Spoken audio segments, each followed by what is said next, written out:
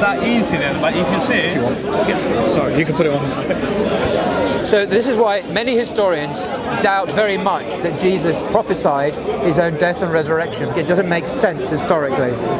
In that incident, the disciples say like Peter and John ran and confirmed by the empty tomb. So that narrative, the unbelief at the first hearing that, but the context and the facts coming afterwards is a full event, and Jesus himself revealed in a transformation. So what do you think? What's your view on? First of all, when Christ was on the cross and he said that was a fulfillment of Old Testament prophecy, that was actually a psalm. What Old Testament prophecy? It was a psalm that he actually... Well, that's Psalm 22, but it's not prophecy. It's not, okay, maybe not prophecy, but it's like... You see, Psalm 22, it says, the beginning of Psalm 22, a psalm of David. And this is David talking to God, not anyone else. It's not a prophecy. It's not about Jesus. And he says, I, David, my God, why have you forsaken me? It has nothing to do with the Messiah. And nowhere in the Jewish Bible does it ever predict that the Messiah would die for sins, for the world, or die full stop, or be a sacrifice, or be an atonement for sin. This is a Christian idea that happened after the time of Jesus. So I don't see, if this had been the central message of God to mankind, he would have prophesied it. His prophets would have mentioned it in advance. Isaiah would have mentioned it, Jeremiah, Hosea. None of them mentioned this. And that's the odd thing. That's the other odd thing, that no one was expecting this in the Jewish Bible either. So lots of people. So bizarre. It's just the whole thing. No one was expecting it at all. Neither Jesus, nor the apostles, nor the prophets, nor anyone. And yet, this was God's plan for humanity. It's just bizarre. It's not the best plan in the world, is it? I find that bizarre. Sorry. You said, I don't want to be on camera. So yeah, that's fine. You're not going to be on camera. You said how Jesus didn't know. I can't remember exactly word for word, but he said Jesus, he lacked faith because he prayed. I'm saying that he's portrayed in the earlier Gospels, not the later ones, but in the earlier ones, as not understanding what's happening to him, feeling abandoned by God, and asking God in prayer, why am I undergoing this trial? Even though, according to the very same Gospels, he had given detailed predictions of the very thing that he was talking about. It doesn't kind of make sense to me. It doesn't humanly make sense. Does it? Why? I thought he was God. I thought he was the Messiah who had been sent to earth to do this. Yeah, but of course, that's humanity. It makes sense. But isn't he a really special human being who was sent into this world to do this? Also let to know, I don't want to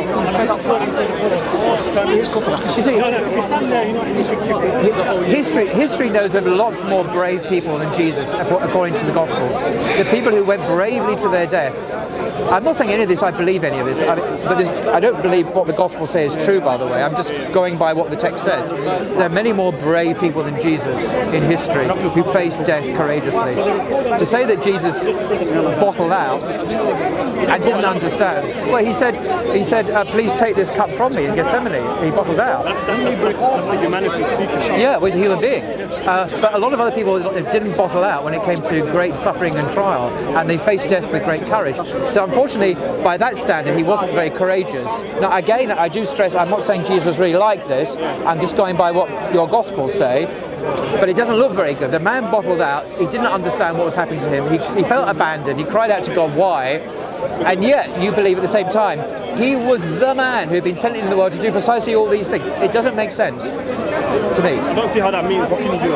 He lacked faith because in his humanity. My God, why have you abandoned me? It's not showing faith then, is it? It doesn't trust in God. It's not. It's like, for example, as a man, if you know you're going to go to something that might be excruciating, but you know you still have to do it, you're going to do it, but in the process you might have these thoughts or say these kind of things. I don't see how that means you lack faith, because the faith is in the act. No, but he didn't understand that he's going to still. But he said he didn't understand why he was undergoing it. Why didn't he understand? But he said to God, why is this happening to me? He actually said that according to Mark. Why have you abandoned me? Isn't that again another psalm? No, that's Psalm 22, you say. But it's a recitation of the psalm. So you're saying he's just reciting it like a play, like someone would recite a piece of poetry. He didn't actually mean it. You're saying he doesn't actually mean it. He's just reciting some old psalm. He doesn't mean it, but I don't see how that means he lacked faith. Well, if he actually meant the words he said, and I'm assuming he does, then he lacked faith.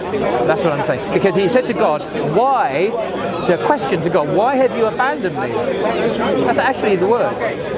Forsaken me. That's not a man of faith. That's a man who is confused, is lost, doesn't understand. If he's quoting scripture, that Yeah, but he's not quoting any scripture. He's quoting those particular words. He could have quoted other verses, but he didn't. He could have quoted verses that said, "I will put my trust in you, for you are my redeemer." Another psalm. He didn't. He said, my God, why have you abandoned me?" He chose those words very carefully, according to Mark anyway, and that's not a statement of faith, it's a confession of despair.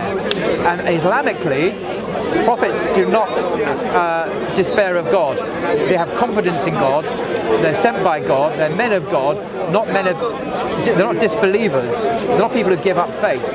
There are role models actually.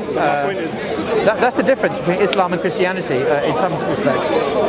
my point is the fact that he's not carrying out the act. Is the fact that he's not carrying out the act. Is that not where the faith is? The fact that the act, despite his humanity not wanting to, despite as God knowing he's going to suffer immensely, but he's still done the will. Is that not where the faith is? Because you're losing me a bit because I'm just saying that there's an anomaly. That he's not courageous. Well, I'm saying he doesn't look. The evidence of your gospel suggests that he didn't behave very courageously, and also he didn't understand. He was bewildered by what was happening, which again doesn't tally with the idea that he expected it. You're taking it from that psalm. I'm taking it very literally. From the psalm. Yes. So you're taking the psalm very literally. Yes, absolutely. I'm taking it really seriously because these are the words. Is it not a pact bit? Huh? That's where I don't look at it as literal. Okay. You know what I'm saying? Okay. So but he said. He just said he made a statement. I'm not trying to force him to agree. But you guys can agree to disagree and still be friends. Well, we don't know each other. But Well, I know, but if you did, could you be friends? of course. Yeah. No. This is not personal. No, I know. This is Biggest Corner. Agree to disagree. Of course. But in the meantime, we're trying out the differences, I like it. and I like that's discourse. exactly. It's a debate. Thank you. Yeah. This is Biggest Corner. I like the discourse. Obviously. So that's what we're doing. We're I'm interested. Are you Christians yourself? Okay. It looks like his face. Stay there. Secular Stand here, human. let me see.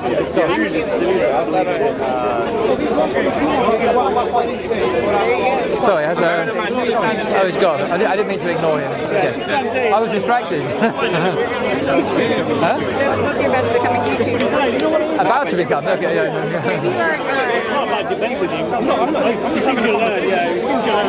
No, so I got distracted from these secular humanists, as they've admitted they're secular humanists. I mean, but my point was simply, you're saying he lacks faith, but for me, the faith is in the act. It's not simply in a proclamation.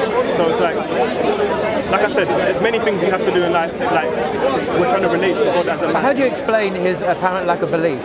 Okay, he underwent it, I see your point, but the way he did it was not with faith, but with great anguish. For example, in Gethsemane, he asked for this whole thing to be taken from him. But if this was the reason he came to earth, he should be steeled for it, full of faith, and I'm ready, yeah, let's go for this. You know? He felt obliged to, not because he wanted to do it out of his own will. Yeah, exactly. It's just something that he felt he had to do. And it's not his own will, because he said, oh well, my will is we don't go ahead with this, but your will. And then when it happened, he still feels abandoned. He's not a great role model of faith, I was trying to say.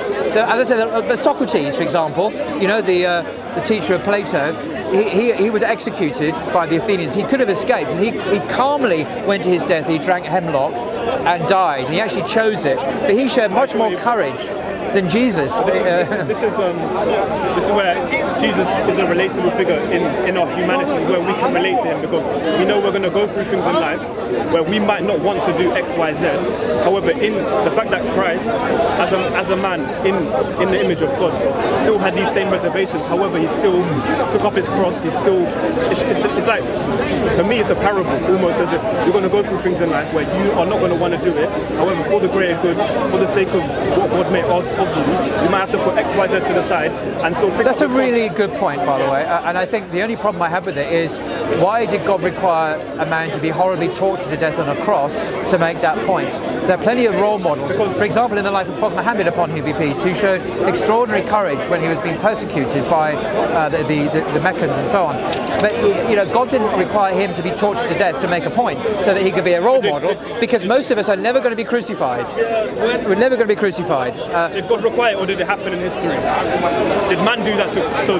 Did man do that, or did God require him to be tortured in such a way? Well, the Christian religion says that God sent Jesus to die on the cross. I agree. Maybe you don't agree with that. I agree, but Oh, right. But was it? You're saying why did he? I'm saying that he's have him tortured, but did God have him tortured? Yes. Or was that not the work of the Roman Empire? No, well, it's both. Did God have him tortured? Or? According to the Apostle Paul in 1 Corinthians chapter... Sorry, just to cut you off, sorry. Yeah. If you just take religion out of it, just look at it purely from a historical context. Did the Romans not do that to